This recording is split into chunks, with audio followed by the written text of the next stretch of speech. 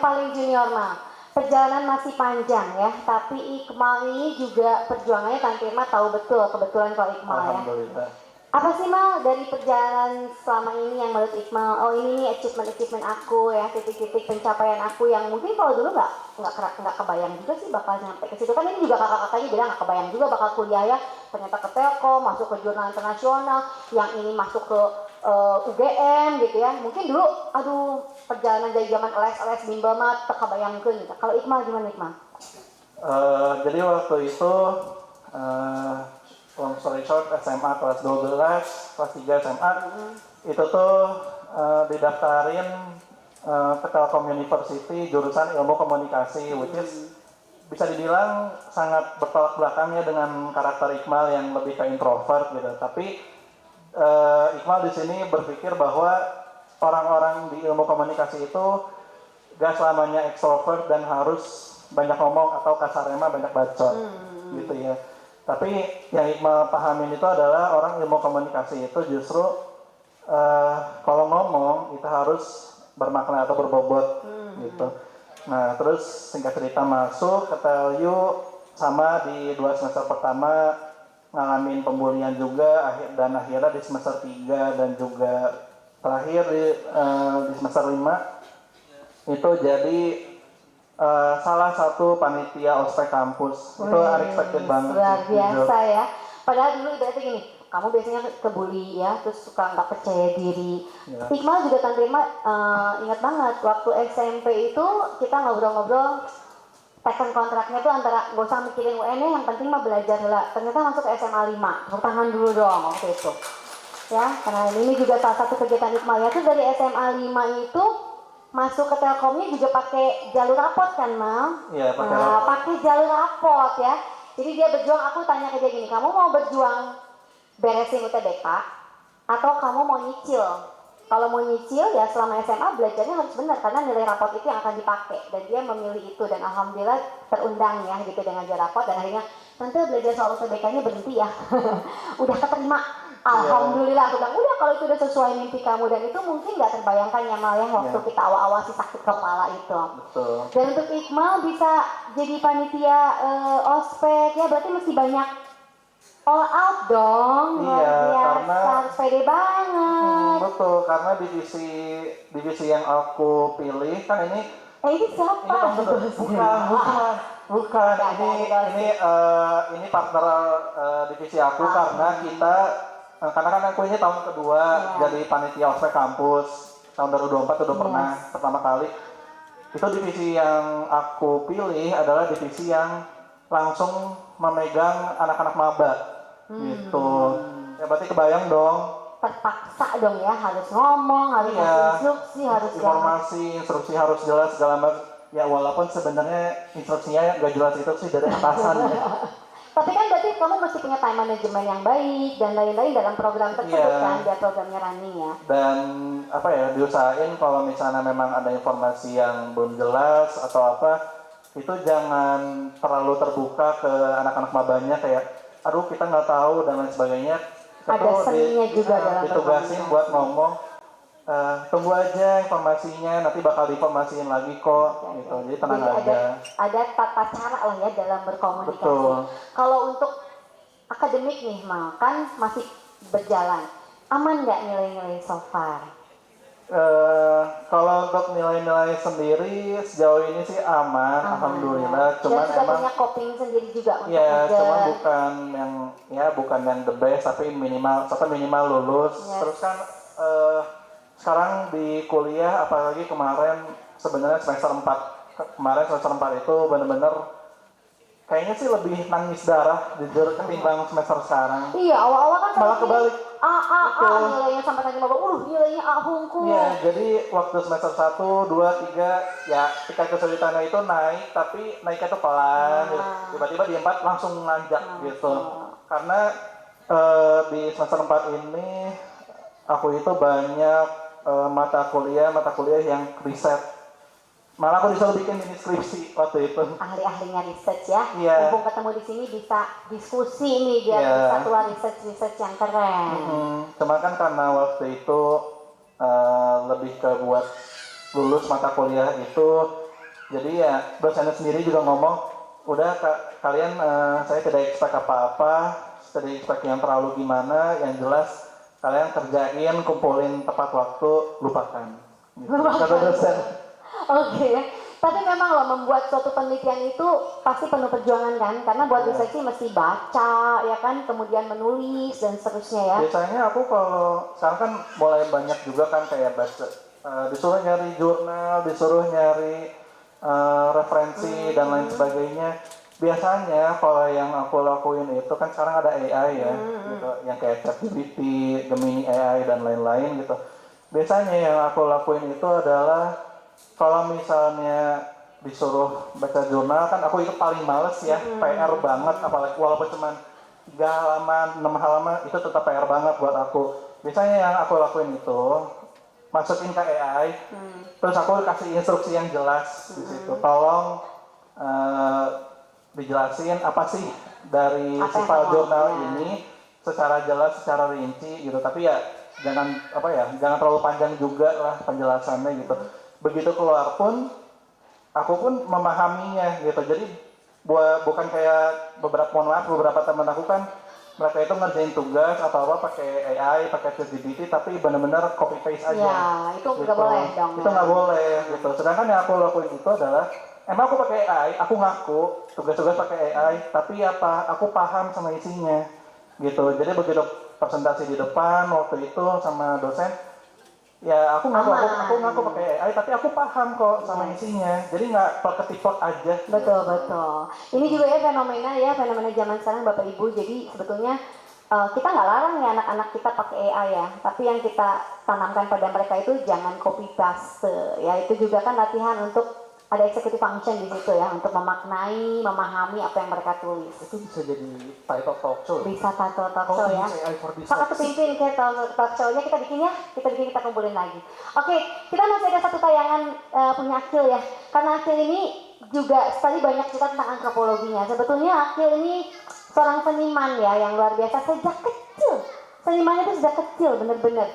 Kita lihat perjalanan Akil dari kecil ya, berkesenian. Oke, ini gayanya gaya mengsol teman. Check this out.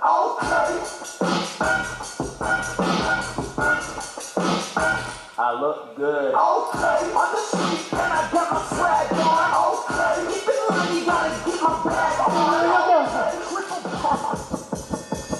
Check this out. Okay, Woi, udah sampai ke Rusia nih.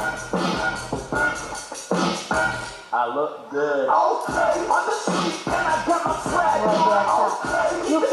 You gotta get my bag on. Waduh, brand Moderna.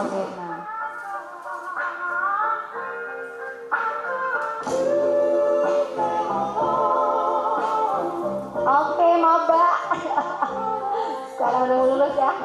Luar biasa.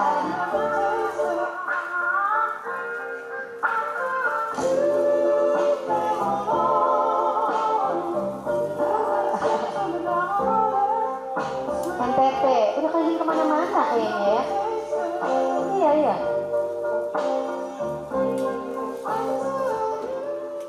Ke Jerman ini yang terakhir ya, yang kemarin ya, lagi research.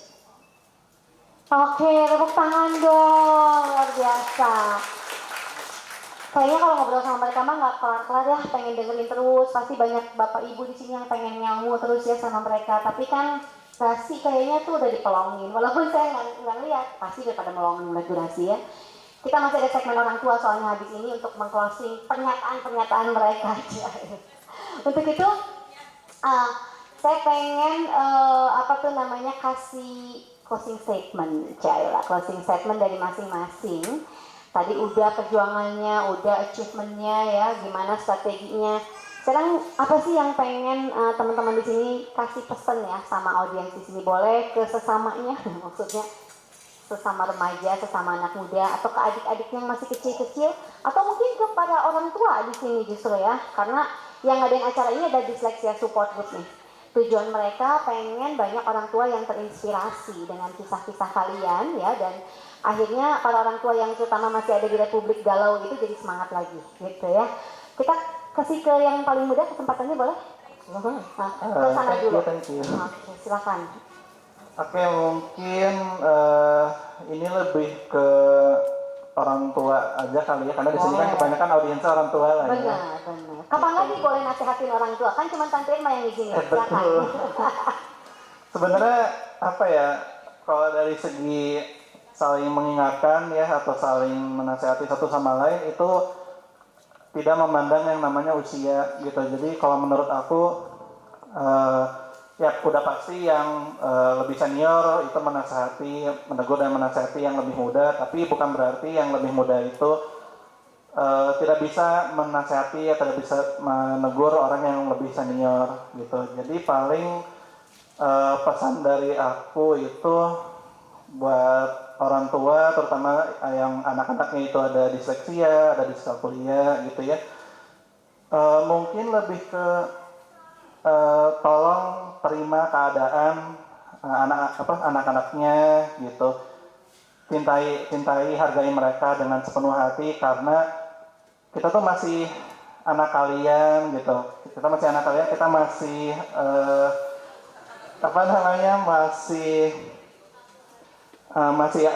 masih ada di sisi kalian gitu dan ya intinya lebih ke tetap mencintai, tetap menghargai, menyayangi dengan sepenuh hati gitu dengan segala kondisi anaknya gitu. Terus dari itu yang kayak aku bilang tadi, kalau untuk saling menasihati, kalau misalnya ada yang salah atau ada yang mungkin kurang appropriate atau apa, itu langsung nasihatin aja, langsung tegur, gak usah lihat oh ini mama atau papa atau kakak yang salah, tapi aku atau yang lebih muda itu nggak boleh negur, nggak boleh nasihatin gitu. Tetap boleh kok gitu, karena kalau misalnya dibiarin begitu aja, nggak dinasehati, nggak ditegurin ya bakal jadi chaos, bakal jadi masalah yang lebih besar lagi gitu. Jadi ujung-ujungnya tetap ya, kolaborasi dan komunikasi itu memang jadi Iya. luar biasa penting ya. Ya, yang penting itu komunikasi gitu. Komunikasi dua arah itu penting banget gitu, antara orang tua dengan anak gitu, anak dengan orang tua dan lain sebagainya gitu. Oke, dicatat ya, nanti kita rangkum. Pindah dulu ke sini aja. Tadi selalu gini kan, jadi yang terakhir Akil, sekarang Dewi. Iya dong, biar agak beda. Putra. Kalau aku Boleh sama siapa aja pesannya? Take home sama lampu message. boleh? Boleh, Oh, karena lampu oke. juga membuat kita panas. jadi kalau dari aku adalah role orang tua itu sangat besar Yes. untuk kita sebagai anak disleksia. Dan maksudnya sebesar apa sih gini? Kalau orang tua ngasih contoh, kalau orang tua menyuruh sesuatu biasanya ngasih contoh. Dan aku ngerasa itu lebih efektif daripada orang tua yang kayak mandi gitu. Nah, padahal ikan mandi. Iya, Oke. aku mendapatkan contoh ini dari ayah. Iya. Ayah tuh selalu gitu. Biasanya ayah kalau nyuruh aku mandi, ayah dulu mandi baru nyuruh. Oke. Jadi kalau misalkan ayah nyuruh aku mandi, aku berpikirnya kalau ayah belum nyuruh aku mandi terus saya belum mandi, aku bisa bilang ayah juga belum mandi, belum siap-siap. Sama bener ya, kayaknya sama Republik Gandasari juga gitu ya. Jadi juga belum gitu kan? Oke, betul. Jadi ayah tuh selalu memberikan contoh daripada nyuruh doang. Betul. Di catatan yang kedua, kasih contoh dulu, jangan pada komplain doang, Bapak Ibu, luar biasa. Bener Bang, itu pisan ya sama Karena bener. karena ini kan emang sifat anak kecil, mereka kan selalu meniru apa yang dilakukan oleh orang tuanya. Betul. Belajar, padahal nggak mau belajar. Iya. Baca buku. Kalau misalkan Dari contoh aku baca. dulu lagi kerja, lagi ngerjain tugas, ayah kerja di samping Dawi gitu, Oke, kayak oke. nunjukin, ya udah yuk kita bareng-bareng bekerja sama gitu. Ayah Luar ngerjain biasa. kerjaannya, aku Bener ngerjain tugas banget. aku. Dan nggak lepas juga dari role-nya ibu. Role ibu tuh karena apalagi ini ibu rumah tangga ya, itu yang akan paling dekat kepada anaknya. Ini aku cerita dikit, bun aku goreng dikit ya bunda. Jadi gini dulu. Udah, diizinin. Boleh Bang. Jadi dulu tuh Bunda tuh jadi ketua organisasi diseksi orang tua Indonesia. Iya. Dan beliau sibuk sekali, benar-benar sibuk. Hampir 24 jam kali Riwah 700. gue pokoknya mah. Megang HP terus ngebalesin WA. Karena kan orang tua banyak yang reach out. Banyak yang minta tolong. Curhat. Ada yang curhat, ada yang kayak pengen hangout gitu. Iya benar. Dan itu setiap hari kayak gitu, di weekend juga gitu, ngebalesin WA gitu, di rumah nyetir sampai rumah balesin WA, makan habis makan ngebalesin WA, atau kadang-kadang sambil makan ngebalesin WA gitu. Sibuk banget pokoknya. Iya, dan akhirnya suatu hari di mobil waktu itu sama supir, aku meledak. Aku marah ke Bunda, nadanya nggak usah ditiru ya, tapi Iya. pembicaraan aku adalah, Bun, kok orang lain sama anak orang lain Bunda perhatiin anak sendiri enggak? Pada Karena saat kesannya itu. WA terus gini terus kan dia ngebalesin. Selesai. Aku mau nanya, Bun, lapar gitu. Sebentar ya Bunda ngebales dulu. Bun pengen ini, ntar ya Bunda balas dulu. Jawaban selalu itu. Selalu gitu. Dan di mata aku tuh kesannya Bunda adalah kayak nggak memberikan perhatian, nggak peduli gitu sama aku mungkin ya. Dan aku waktu itu di mobil meledak. Akhirnya setelah kejadian itu lah Bunda mulai makin banyak meluangkan waktu untuk aku. Dan ke bawah juga sampai sekarang. Kalau misalkan kayak contoh Kavi mau ujian, akhirnya cut off HP, nemenin dulu ujian, selesai ujian diajak makan dulu kemana biar stress relieving dulu, biar nggak pusing. Betul. Ke Lara juga Tapi sama. Bunda itu luar biasa loh, karena Iya. banyak banget yang tertolong sebetulnya sama pekerjaannya. Bunda jawab WhatsApp itu kan curhatnya banyak, Teh. Iya, dan ya maksudnya semati-mati itu kayak. Tapi lagi-lagi ya, lagi-lagi berarti yang kata Iqmal tadi juga salah satunya. Kita juga harus berani menyampaikan ya Iya. pada orang tua, dan orang tua juga luar biasa nih menerima, oh ternyata nih ada kritikan positif dari anak kita ya, dan begitu kita semua ubah frekuensi, begitu Bapak Bruce ya, kita mengubah frekuensi, emang Republik Disleksia itu jadi cantik sih, jadi indah di rumah itu. Dan itu hebatnya adalah Bunda mengakui Bunda salah di situ dan mengubah dirinya dan belajar. Yes. Itu makanya yang kita anak-anak belajar, tapi orang tua kita sepanjang umur hidup Betul. akan pernah berhenti belajar. Setuju Mau banget. akademik atau misalkan mendidik anak atau misalkan ya cara menjadi orang yang lebih baik kita Yes. juga belajar kan. Long life learning, benar? Iya. Tepuk tangan dong. Ibaratnya kalau kata Pandra, mana dia? Kenapa dia dagang? Di luar kan ya. Dagang ya? Itu zaman mami jahiliyah katanya gitu. Mami dan jadi jahiliyah, jadi belum insaf. Ketika kita udah klik, emang lebih enak ya Bang ya, gitu Iya. jadi peran orang tua. Oke lanjut. Last but not least, kumaha tuh Pak Bayu bahasa Inggrisnya? Last but not Last but not least. least. Ya Allah, sok langsung. Oke, mungkin ini ya, ini agak mentil dikit nggak apa-apa. Enggak apa-apa, dari tadi tuh kita mah saling sentil kok di sini. Jadi kan boleh ajang sentil-sentil. Jadi jangan, oke ini ada, aku mau bilang teori tapi nanti takut gitu kan, biasa istilah teori berat banget Iya, kan. iya, bukan teori lah. Ada teori di skripsiku, Oke. judulnya namanya Everyday Resistance. Hmm. Itu yang membuat aku salah satu yang aku bikin suka banget gitu, karena dia bilang gitu ya, James Scott bilang bahwa masing-masing kita di sini itu adalah pejuang keseharian. Pejuang keseharian. Pejuang keseharian. Jadi apa? Jadi yang seperti tadi udah dijelaskan di sini, yang namanya perjuangan apa sih yang namanya getih kan bisa apa namanya darah kan bisa bercucuran, bisa luka, dan pasti ada pertengkaran dan yang lain-lain gitu. Tapi itu menurut saya gitu ya, itu adalah bagian yang menurut saya itu yang akan menjadi bekal saya untuk masa depan. Karena itulah yang kemudian, dan akhirnya apa? Kesimpulannya apa? Kesimpulannya adalah jika kita udah pernah membahas itu sama Umi ya, nggak ada yang sempurna yang namanya keluarga itu. Pasti gitu ya, pasti akan ada konflik. Yes. Tetapi gitu yang aku apresiasi sekali yang telah diajarkan sama Umi itu adalah, dan telah dilakukan sama Umi adalah, pada saat ada masalah, Umi akan datang dan kita akan membahasnya. Yes. Itu. Nah, kemudian apa yang kemudian itu, makanya aku suka sekali dengan teori ini gitu ya, bahwa kita tuh bukan hanya manusia yang oke, kita gitu-gitu aja, tapi maksud saya adalah kita tuh pejuang keseharian, bahwa keseharian tuh berat. Tas aku itu bahwa keseharian tuh berat banget, dan ada tantangannya untuk menghadapi keesokan hari itu. Akhirnya apa? Akhirnya yang membuat kita, akhirnya apa? Kita membutuhkan harapan. Ini juga salah satu dari itu. Dari Ada harapan, betul. Ada harapan. Nama penelitinya Jared Zigon. Dia bilang harapan itu yang membuat kita Tetap itu hidup. tetap hidup, Yes. tepat. Karena di background kita itu tuh ada harapan yang membawa kita untuk tetap hidup di masa besok ini gitu. Dan kemudian apa? Kemudian juga ada active hope gitu kan, dimana Umi gitu ya akhirnya mendidik aku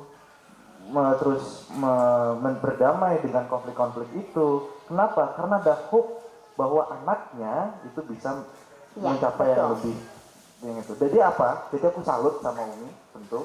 Dan kemudian apa? Dan kemudian kita ayo bersama-sama menyadarkan bahwa memang berkeluarga itu memang berat. Ini saya berbicara dari posisi saya sebagai anak gitu ya, yang belum pernah berkeluarga. Itu saja berat gitu. Karena saya gitu ya masih umur 21 tahun. Ya, sedangkan Umi sudah ya kan? Yang dimana pasti tentu akan ada perbedaan bahasa, perbedaan pola pikir, perbedaan apa, etc. Yang kemudian apa? Pasti akan ada yang namanya konflik. Tapi dari konflik itu yang kemudian menurut saya itu adalah yang membuat saya bisa belajar. Dan kemudian belajar itu dari dua sisi ya, dari sisi Umi dan dari sisi saya. Jadi terus belajar bersama. Pesan kan akhirnya tadi pesannya adalah semangat lah. Semangat lah. Oke, panjang lebar ujung-ujungnya emang semangat lah ya. Jadi kalau di closing nih, pesannya buat mereka, buat orang tua ya, sebetulnya tadi penting banget. Ini dari lubuk hati mereka terdalam ya. Mereka menginginkan komunikasi yang luar biasa dengan kita. Mereka menginginkan penerimaan yang luar biasa dari orang tua ya, bisa ngobrol, curhat dan seterusnya ya. Dan at the end of the day, terlepas dari banyak drama-drama kehidupan di rumah dan teriakan-teriakan, mungkin bantingan pintu, mungkin emosi jiwa, mungkin rambut lurus keriting, tapi sebetulnya kerasa banget gak sih kalau mereka bertiga ini sayang banget sama orang tuanya, bener nggak? Ya ujung-ujungnya pasti ke situ ya. Dan mungkin kalau buat kalian sama nih, kalau Tante suka pesan sama anak-anak ataupun semua pasien-pasien yang belajar bareng, Tante selalu bilang gini, terlepas dari seribut apapun kalian sama orang tua ya, gitu, tetap kalau ada apa-apa tuh nomor satu nanyanya sama orang tua. Orang tua kita tuh nggak lebih pintar dari kita. Aku tanyain, benar, karena kalau ilmu kemajuan kalian pasti lebih pintar daripada orang tua. Tapi mereka hidup duluan. Gara-gara mereka hidup duluan, mereka punya pengalaman duluan. Jadi kegundahan, kegalauan kehidupan kalian di usia-usia tertentu ini, mereka udah ngalamin duluan. Sehingga kalau kita diskusi itu akan ada value-value pengalaman, nilai-nilai bijak yang kita belum tahu. Karena kita ketinggalan. Itu aja sih prinsipnya ya. Jadi ini ada kebetulan Ibu Tante Irma di sini ya. Walaupun sudah usia gitu. Di sini udah jujur aja saya mah 46. Tetap masih harus curhat karena mungkin ada fase-fase atau topik-topik yang Tante nggak tahu sebagai disleksi, apalagi suka salah persepsi, harus komunikasi dengan orang tua ya. Oke, baiklah, beri tepuk tangan yang meriah dong buat ketiga ini. Pemuda, kita geser sedikit karena ada pesan juga dari Shelo. Shelo juga harusnya hadir sama kita, Bang, kesini agak kesana ya, kesana dua-dua tuh, biar kompak, gitu. Ya Allah, bener ya? Oke lah, biar lucu. Shelo mau kasih pesan sama abang-abangnya juga, kayaknya balas sama ujung-ujungnya anak-anak ini. Kalau saya minta talk show, pesannya tuh ke orang tua loh. Kita dengerin pesannya Shelo dan buat teman-temannya. Silahkan Shelo. Halo semuanya, nama saya Shelo Mita dan saya berusia 16 tahun dan saya terdiagnosa disleksia pada usia Shelo yang ke-8 tahun. Shelo ingin cerita sedikit perjalanan Shelo sebagai seorang anak disleksia dan juga bagaimana Shelo bisa berteman atau berdamai dengan disleksianya Shelo. Saat usia Shelo yang ke-7-8 tahun, mungkin kelas 1 atau kelas 2, Shelo belum bisa membaca, apalagi menulis gitu. Lalu gurunya Shelo lapor ke orang tua Shelo bahwa Shelo ini belum bisa membaca sama sekali nih di usia yang ke-8 tahun gitu. Sedangkan teman-teman yang lain sudah bisa. Saat itu orang tua Shelo sedikit curiga karena kenapa kok ritmenya Shelo itu sedikit lambat atau berbeda dari teman-teman yang lain. Dan saat dicek, betul bahwa Shelo terdiagnosa disleksia dan diskalkuli. saat itu nggak segampang itu buat Shallow menerima bahwa Shallow ini berbeda dari yang lain gitu, bahwa Shallow ini terkena disleksia, apalagi di seusianya Shallow saat itu gitu. Tetapi ada satu titik di mana Shallow menemukan passionnya Shallow dan hobinya Shallow yang benar-benar Shallow sukai dan Shallow nikmati gitu saat proses belajarnya, yaitu musik klasik dan juga vokal klasik. Semenjak itu Shallow memutuskan untuk homeschooling, untuk lebih fokus ke karir Shallow sebagai musisi klasik dan juga supaya Shallow bisa mengejar mimpi Shallow sebagai opera singer. Semenjak itu musik menjadi salah satu terapi terbaiknya Shallow, dan ya Shallow mulai menerima bahwa Shallow itu disleksia, and I'm proud to be disleksia, karena di dunia ini gak ada manusia yang sempurna. Setiap orang memiliki kelebihan dan kekurangannya masing-masing, and it's fine. Dan suatu saat nanti Shallow ingin membantu teman-teman disleksia untuk mencari passionnya, juga panggilan hidupnya. Dan juga untuk orang tua anak-anak disleksia dan teman-teman disleksia semuanya, tetap semangat, jangan bersedih, tetap cari passion kalian. Dan kalau sudah nemu, tetap semangat terus untuk menggapai cita-cita tersebut. And always be yourself. Bye-bye. Dengan demikian sesi pertama sudah selesai, dokter, seru banget. Tepuk tangan sekali lagi dong buat para pemuda ini. Supaya kita menghemat sesi foto, kalau deh, terima langsung ada ya, belum tuh, nggak apa-apa, oke langsung aja, musik dulu ya.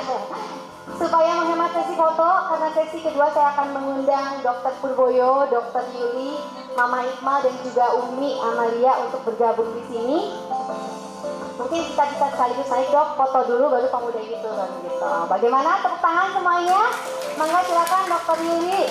Kita akan membahas dari kacamata orang tua. Cila, kapan lagi diadukan ya versi anak-anak sama versi orang tua. Oke. Let's talk about it now. Baik, kita berfoto dulu.